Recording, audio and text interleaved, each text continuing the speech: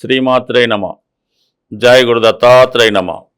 ఈ వీడియోలో మనం మకర రాశి వారికి ప్రస్తుతం రుజుమార్గంలోకి మారిన శనిగ్రహ ప్రభావం ఈ రాశి వారి మీద ఏ విధంగా ఉండబోతుంది అని పరిశీలిద్దాం.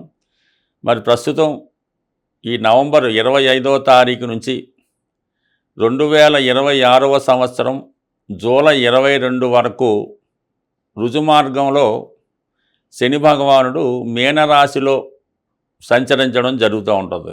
సో దానివల్ల శని యొక్క తన ఫలితాల్ని ఖచ్చితంగా ఈ రాశి వారి మీదకి ఇవ్వడం జరుగుతుంది. అంటే ఖచ్చితంగా అంటే మన వల్ల అవుతుంది, ప్రయత్నం చేద్దాం అనుకుంటే అది ఖచ్చితంగా సక్సెస్ అవుతుంది. అలాగే అర్హత లేని వాటికి ప్రయత్నం చేస్తే ముందే తెలిసిపోద్ది కాదు అని. ఈ విధంగా మీకు శని పర్ఫెక్ట్ అయిన ఫలితాలు ఇస్తాడు.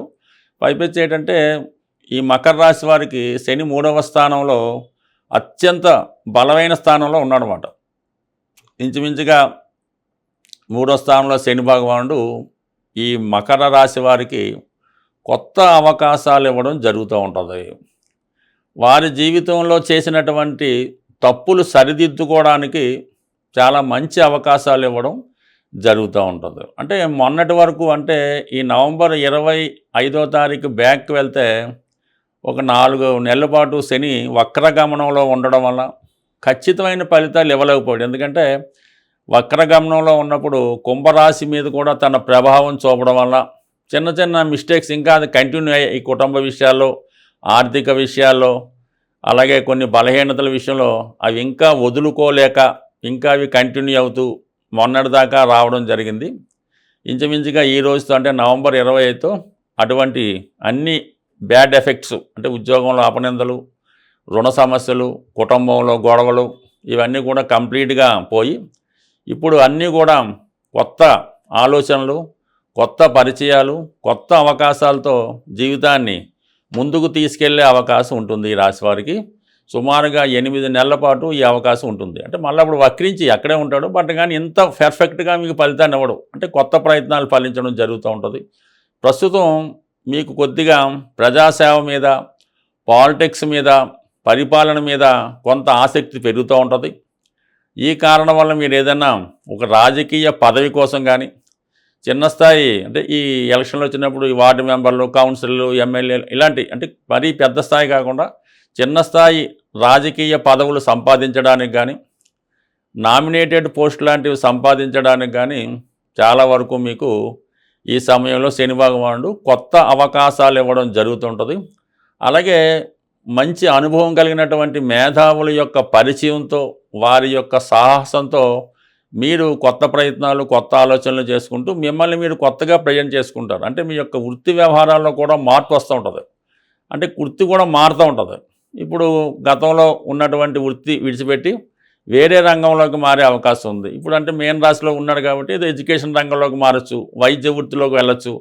ఈ విధంగా వారి యొక్క అవకాశాన్ని బట్టి మీరు ప్రొఫెషన్ చేంజ్ చేసి మళ్ళీ మిమ్మల్ని మీరు అభివృద్ధి పరుచుకునే విధంగా అవకాశం అయితే ఉంటుంది. మరీ ముఖ్యంగా విదేశ ప్రయత్నాలు, ఏదైనా ఉద్యోగ నిమిత్తం కానీ, చదువు నిమిత్తం కానీ ఏదైనా దూర ప్రాంతంలో విదేశ ప్రయత్నాలు ఖచ్చితంగా ఫలిస్తాయి. లేదు మీరు ఒక ఆధ్యాత్మిక రంగంలోకి మారాలనుకున్నా ఈ సమయంలో మీరు ఒక మంచి ఆధ్యాత్మిక గురువు మీకు లభించడం వల్ల వారి యొక్క ప్రేరణతో మీరు ఆధ్యాత్మిక రంగంలో ప్రవేశించవచ్చు. లేదా టెక్నికల్గా మీరు ఏదో కొత్త వృత్తిని నేర్చుకొని ఆ రంగంలో ప్రవేశించి దానిలో అభివృద్ధి చెందే అవకాశం ఉంది. అంటే ప్రస్తుతం సాఫ్ట్వేర్ రంగంలో ఉన్న A1 లాంటిది కొత్త కోర్సు లాంటిది వచ్చినప్పుడు దాంట్లో నేర్చుకొని మళ్ళీ మీరు వేరే విధంగా మార్చి గతంలో కన్నా ఉన్నతగా మీ యొక్క వృత్తిలో కొత్త అవతారం ఎత్తడానికి కూడా ఇది అవకాశం ఉన్నది. దాని తర్వాత 3లో ఉన్నటువంటి శని భగవానుడు 5వ స్థానాన్ని వీక్షిస్తుంటాడు, పంచమ స్థానాన్ని వీక్షిస్తుంటాడు. అందువలన ఏంటంటే మంచి ఆలోచనలు వస్తుంటాయి, సులభంగా డబ్బు సంపాదించాలనే ఆలోచనలు కూడా వస్తుంటాయి. అయితే ఎట్టి పరిస్థితుల్లో కూడా మీరు ఈ స్పెక్యులేషను, షేర్ మార్కెట్ వాడి జోలికి వెళ్లకుండా ఉంటేనే మంచిది. ఈజీ మనీ జోలికి వెళ్లకుండానే మంచిది. దాని తర్వాత పిల్లల విషయంలో కొంతవరకు వాళ్ళ యొక్క అభివృద్ధి అంటే క్రమశిక్షణతో కూడుకోవడం వల్ల వాళ్ళ యొక్క అభివృద్ధి మీకు కొంతవరకు ఇంప్రూవ్మెంట్ కనబడుతూ ఉంటుంది అన్నమాట. ఎందుకంటే మీకు ఈ మకర రాశి వారికి 5వ స్థానం అన్నది వృషభ రాశి అవుతుంది. ఆ వృషభ రాశి మీద శని దృష్టి కంపల్సరిగా కుటుంబ విషయాలు చక్కబెడుతుంది, పిల్లల్ని విదేశానికి పంపుతుంది, వాళ్ళు క్రమశిక్షణతో చదివేలాగా మీకు ప్రేరేపిస్తుంది. అయితే వాళ్ళు జాతకం బట్టి వేరే విధంగా ఉన్న చెప్పలేం, కానీ మొత్తం మీద పిల్లల విషయంలో కూడా మీరు ఎక్కువ శ్రద్ధ తీసుకోవడం జరుగుతూ ఉంటుంది. దాని తర్వాత ఏంటంటే 9 వీక్షించడం వల్ల ఈ విధంగా ఉంటుంది. అలాగే 11వ స్థానాన్ని వీక్షిస్తూ ఉంటాడు. 3లో ఉన్నటువంటి శని భగవానుడు 11వ స్థానాన్ని కూడా వీక్షించడం వల్ల ఆటోమేటిక్గా మీకు చాలా వరకు ఏమవుద్దంటే కొత్త అవకాశాలు అవి రావడం అది జరుగుతుంటుంది. ఆధ్యాత్మిక చింతన మొదలుగా పెరగడం అది కూడా జరుగుతూ ఉంటుంది అన్నమాట. ఏదేమైనా మరి మకర రాశి వారికి శని చాలా ఉపయోగపడే గ్రహం. పైపెచ్చు 3వ స్థానం అంటే సుమారు 27.5 సంవత్సరాల తర్వాత అదే స్థానంలోకి వచ్చి గతాన్ని మళ్ళీ మీకు రౌండ్గా ఒక టర్న్ తిప్పుకొని కొత్తగా పాతవి సరిదిద్దుకొని కొత్తగా మీ జీవితాన్ని ముందుకు తీసుకెళ్ళడానికి అవకాశం ఉంటుంది. బట్ అలాగే ఇప్పుడు మీరు ఇంకా అతి క్రమశిక్షణతో గత అలవాట్ల నుంచి ఆలోచన నుంచి బయటపడి కొత్తగా మరి శని భగవాన్ని ఆరాధిస్తూ ఒక క్రమశిక్షణ పద్ధతిలో ప్రయాణం చేయడం వల్ల కంప్లీట్గా మీ లైఫ్ కొత్త టర్న్ తీసుకొని కొత్త జీవితానికి నాంది పలికే అవకాశం ఉంది. ఏదైనా జాతకంలో జన్మ జాతకంలో గోచార ఫలితాల్లో గ్రహాలు జాతకుడిని ఇబ్బంది పెడుతున్నప్పుడు ఆ గ్రహానికి తగు విధంగా పరిహారం శాంతులు చేయించుకోవడం జరుగుతూ ఉంటుంది. ఒకప్పుడు గ్రహాలకి జపాలు అవి చేసి దానం అది ఇవ్వడం అది ఇతరుల ద్వారా చేయించడం జరుగుతూ ఉండేది. కాలగమనంలో అంత నిష్ఠాతులైనటువంటి పండితులు లేకపోవడం వల్ల అది పెద్దగా నెమ్మదిగా ఆ ఆచారం అనేది తగ్గడం జరిగింది. ఈ నవీన కాలంలో ఎవరికి వారు స్వతంత్రంగా చేసుకునే పరిహారాలే బాగా పనిచేయడం జరుగుతూ ఉంటుంది. కొంతవరకు దానాలు అవి చేయడం వల్ల కూడా పరిహారాలు అన్నవి న్యూట్రల్ అవ్వడం జరుగుతూ ఉంటుంది. అంటే ఏదైనా మనం చేసుకున్న దాన్ని బట్టి ఉంటుంది. అన్ని గ్రహాల్లో కల్లా శని భగవానుడు పెట్టే ఇబ్బందులు అలాగే ఉంటాయి. అతని పరిహారం కూడా చాలా సింపుల్గా ఉంటుందన్నమాట. అసలు ఒక రూపాయి ఖర్చు లేకుండా శని భగవానుడికి మనం పరిహారం చేసుకోవచ్చు. ఆ పరిహారం అంటే శని ఎలాగైతే నెమ్మదిగా సంచరిస్తుంటాడో పరిహారం కూడా నెమ్మదిగా ఫలితాన్ని ఇస్తూ ఉంటుంది.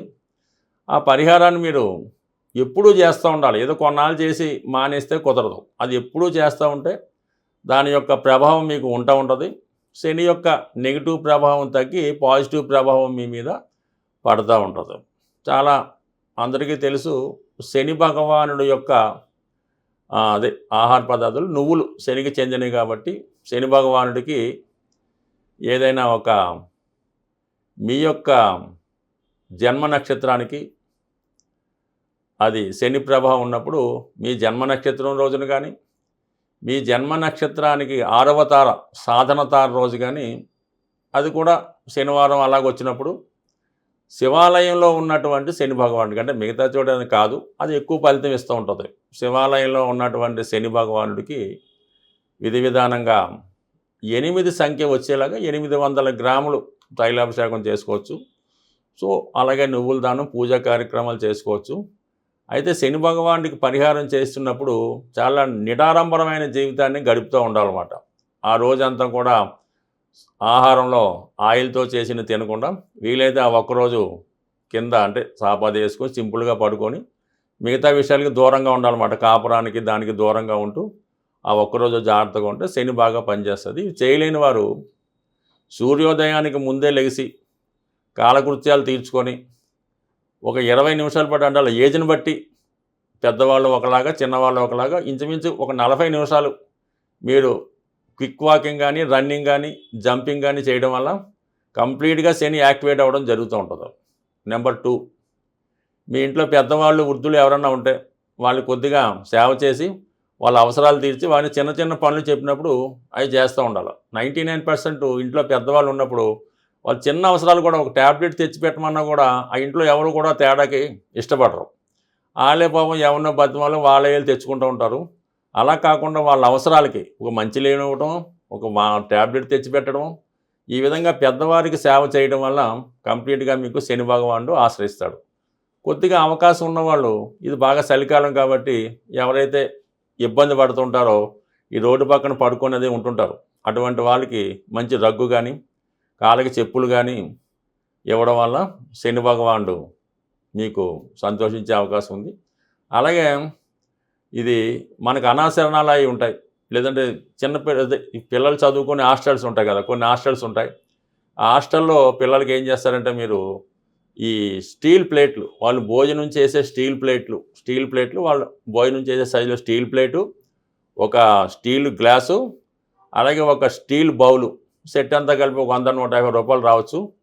అది మీ ఓపిక ఉంటే ఈ అనాథ శరణాలయాలు వృద్ధాశ్రమాల వాళ్ళకి ఈ స్టీల్ ప్లేట్లు డొనేట్ చేయడం వల్ల, వాళ్ళు అందులో భోజనం చేయడం వల్ల మీకు చాలా మంచి ఫలితం రావడం జరుగుతూ ఉంటుంది.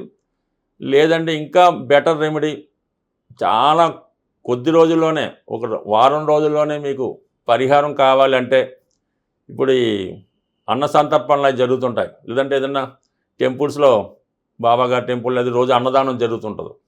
అక్కడ ఈ భోజనాలు చేసిన బట్టే వాళ్ళ తాలూకా ప్లేట్లే కలెక్ట్ చేసి శుభ్రంగా వాటిని మీరు క్లీన్ చేయాలి. శుభ్రంగా క్లీన్ చేసి మళ్ళీ అవసరానికి అక్కడ పెట్టడం వల్ల, ఇంకోటి ఏంటంటే ఈ టెంపుల్స్ వాటి దగ్గర తిరణాలు జరిగేటప్పుడు ఈ చెప్పుల స్టాండ్ ఒకటి తీసుకొని, అంటే మీరు ఒక ప్లేస్ అయినా పెట్టుకోవచ్చు, వాళ్ళు నేను చెప్పుల స్టాండ్లోనే మీరు సేవ చేయవలసి ఉంటుంది. ఆ చెప్పులు పెట్టడం మళ్ళీ వచ్చిన వెంటనే ఇవ్వడం, అంటే డబ్బులు గట్రా తీసుకోకుండా ఈ చెప్పుల స్టాండ్ దగ్గర సేవ చేయడం వల్ల, అంటే మనకి ఈ బాబా గారు ఉన్నప్పుడు, అంటే పుట్టపర్తి సత్యసాయి బాబా గారు ఉన్నప్పుడు వాళ్ళు వాలంటీర్లు ఈ చెప్పుల షాప్ దగ్గర ఉండడానికి పోటీ పడుతూ ఉండేవారు. ఎక్కడికి వెళ్ళినా కూడా వాళ్ళు ముందు ఉంటామనేవారు. ఎందుకంటే దాని ఫలితం అనేది మీకు చాలా ఎక్కువగా మీకు కనబడుతూ ఉంటుంది. అందువల్ల ఏంటంటే ఇవి చిన్నతనం అనుకోకుండా ఈ కార్యక్రమాలు చేయడం వల్ల చాలా, అసలు ఆ పేరు మనం అనకూడదు, అంత దరిద్రంలో ఉన్నవారు కూడా ఈ సేవ చేయడం వల్ల కొద్ది రోజుల్లోనే మీరు దాని నుంచి బయటపడతారు. ఇంకా అనేకమైనటువంటి సేవలు ఉంటుంటాయి. అవి వీలున్నప్పుడు మనం చర్చిద్దాం. ఇవి సింపుల్గా కూడుకున్న సేవలు కాబట్టి ఇది ఒకసారి ప్రయత్నం చేసి చూడండి. మీకు 24 అవర్స్లోనే ఫలితం అన్నది ఖచ్చితంగా వస్తుంది. రాసి పెట్టుకోండి. స్వస్తి.